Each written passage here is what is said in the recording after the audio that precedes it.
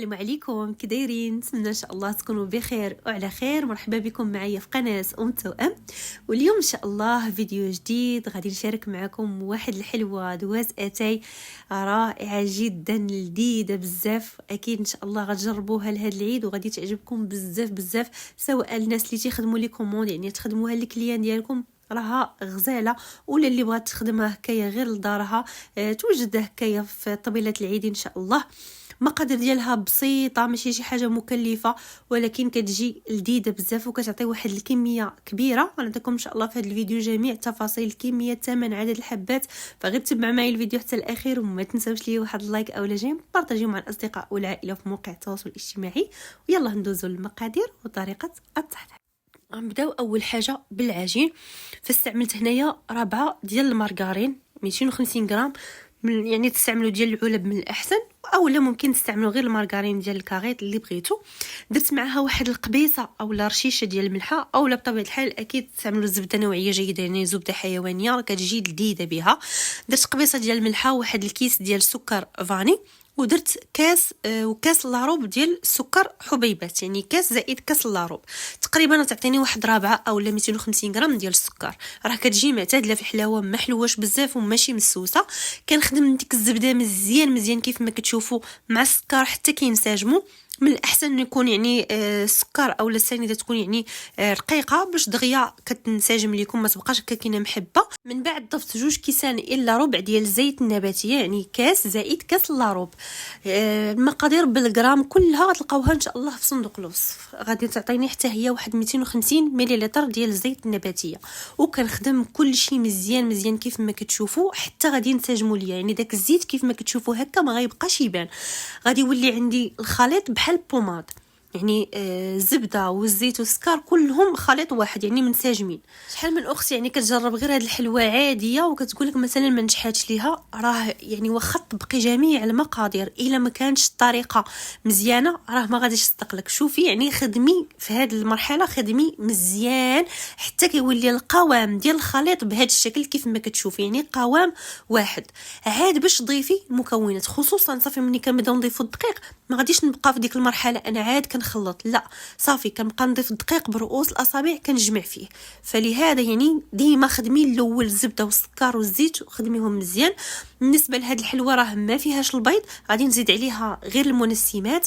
غادي ندير واحد نص كاس ديال الزنجل، يعني يكون محمر ومطحون، ونص كاس سواء كاوكاو سواء اللوز اللي بغيتو حتى هو يكون محمر ومطحون. انا يعني ما طحنتوش بزاف، خليت واحد شويه مفرشش، يعني شويه مهرمش.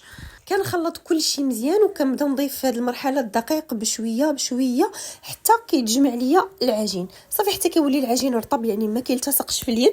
ما تبقاوش تضيفوا الدقيق بزاف حتى تقصح لكم العجينه وتجيكم الحلوه مدقصه. بالنسبه يعني لهاد الحلوه هزت ليا 8 ديال الكيسان ديال العنبه اللي هي 800 غرام بالضبط.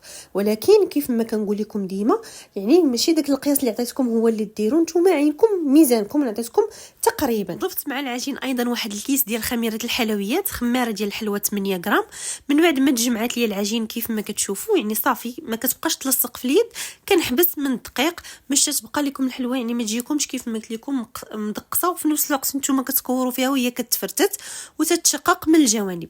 فهنايا من بعد ما كملت العجين يعني اللي كنكورها كنحطها على جنب باش من بعد غادي نزينها. انا غنزينها عاد غندخلها للفران.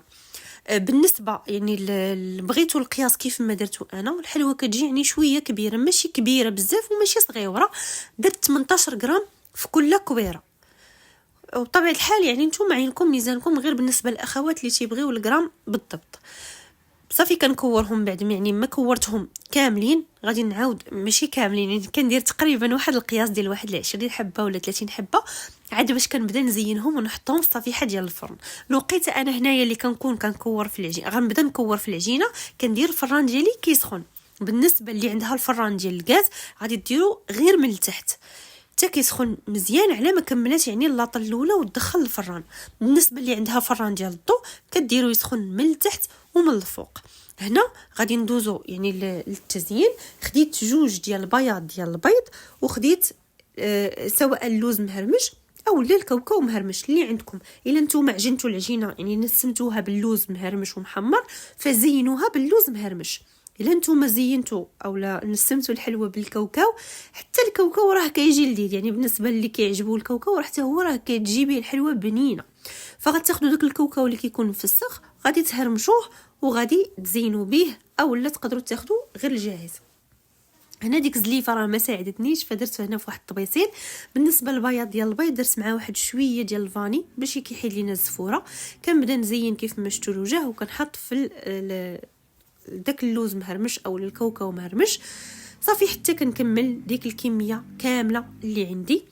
بالنسبه اللي ما بغاتش يعني دير بياض ديال البيض، فممكن دير غير المزهر، غير هو راه ما غاديش يشد مزيان بحال بياض البيض. من بعد ما كملت اللاطه الاولى غادي ندخلها الفران اللي كيف ما قلت لكم مسخن من قبل. فران ديال الغاز، ديروا العافيه ديالكم مهيله، خليو الحلوه حتى تبان لكم طابت من التحت ومن الجوانب، هبطوها يتحمر ليها الوجه ديالها.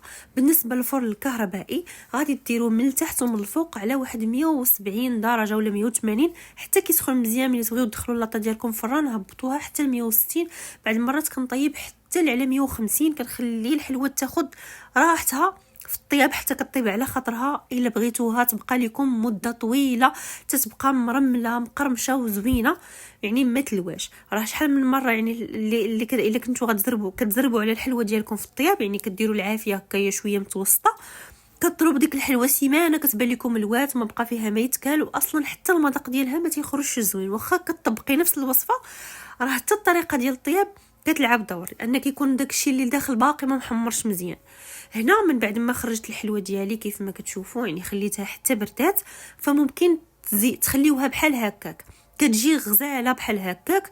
انا هنا درت فيها النص ديالها درتو غمزته في الشوكولاط الابيض، كيجي رائع الشوكولاط الابيض في هذه الحلوه. يعني انا ديما كنديرها راه كتجي لذيذه بزاف، وانتم كيف ما قلت لكم كيبقى لكم الاختيار. شوفوا هنا الطريقه كيفاش كنخدم. فمني كندير ديك الحلوه في داك الشوكولاط كنسوسها بعدا الاول، كنحطها فوق ورق المطبخ، كنحطها كنخليها تقريبا واحد 30 ثانيه، وكنعاود نجرها باش من التحت ما تهزش ليا الشوكولاط بزاف وما تجينيش يعني ثقيله، وحتى المنظر ديالها ما تيجيش زوين، تجي كعامره شوكولاط من التحت. صافي كنستمر بهذا الشكل هذا حتى كنكمل الكميه كامله. بالنسبه للكميه اللي يعني هزت ليا ديال الشوكولاط، بالنسبه للكميه اللي هزت ليا ديال الكاوكاو مهرمش هزت ليا تقريبا واحد 250 غرام، ما كملتهاش بقات منا شويه. وبالنسبه للشوكولاط تقريبا يعني هزت ليا واحد 350 غرام ديال الشوكولاط. لانني كيف ما شفتوا كندير غير شويه وكنسوسها وكنعاود نسخرها كيف ما كتشوفوا باش ما تجيكم يعني مفينيه. غادي نستمر بهذا الشكل حتى غادي نكمل الكميه كامله اللي عندي، نخليها مزيان حتى كتنشف، ونتلاقى معكم ان شاء الله في الشكل النهائي. كيجي هذا هو الشكل النهائي ديال الحلوه ديالنا من بعد ما كملتها. كيف ما كتشوفوا راه كتجي لذيذه بزاف رائعه، وحتى في الشكل ديالها كتجي زوينه. راه مزيج ما بين داك الزنجلان واللي درناه من الداخل على مع داك الشكلاط، كتجي واحد اللذه غزاله بزاف. بالنسبه يعني للكميه تقريبا خرجت ليا واحد 90 حبه بحال هكايا، 90 كدا و90 هكا. بالنسبه يعني للعبار خرجت ليا كيلو 900 غرام. وبالنسبه يعني للثمن ديالها الا كنتو غادي تخدموها باللوز فديروا ليها 80 درهم للكيلو، كنتو غادي تخدموها غير بالكاوكاو 70 درهم للكيلو. بالنسبه يعني اللي بغات هكايا ديرها غير للدار وبغات غير واحد الكميه قليله، مثلا ديك 40 حبه 45 حبه، راه ممكن دير غير النصف ديال المقادير. نصف المقادير غادي تلقاوهم حتى همايا كاتباهم لكم في صندوق الوصف يعني اسفل الفيديو. هنا كنوريكم يعني كيفاش كتجي هشيشه. وكنتمنى الفيديو ديال اليوم يرضكم وينال اعجابكم، كنشكركم جزيل الشكر على حسن المتابعه والتشجيع. الى اللقاء في فيديو قادم ان شاء الله، مع السلامه.